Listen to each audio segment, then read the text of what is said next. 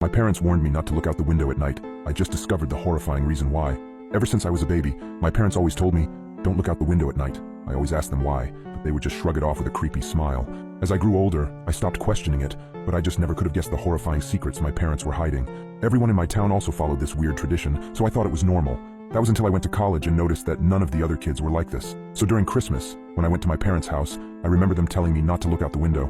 I gave them a smile and a small chuckle before telling them I wouldn't. However, curiosity struck me the moment they left the room. As I lay in the dark, I came to a decision. I was going to look out of the window. Just as my hand came to the sheer white curtain of the guest room, I paused. My mind flashed to that one time when I was 12. My parents were talking in the kitchen.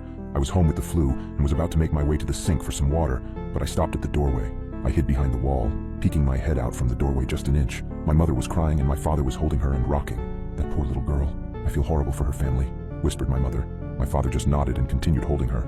I went back to my room after that. Several hours later, my dad came up to my room with several pieces of wood and boarded up my windows. What are you doing that for, Dad? I asked him. Oh, it's nothing. Just safety reasons, he replied.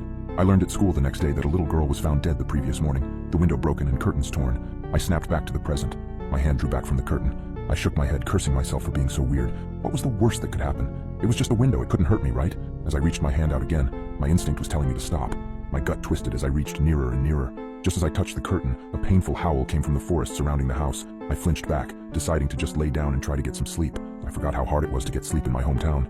Every night, coyotes howled for hours everywhere in town, or at least I thought they were just coyotes. The next night, I woke up in a cold sweat. I glanced over at the alarm clock next to my bed. It was midnight. I groaned and sat up in bed. A low growling sound from outside of my bedroom window.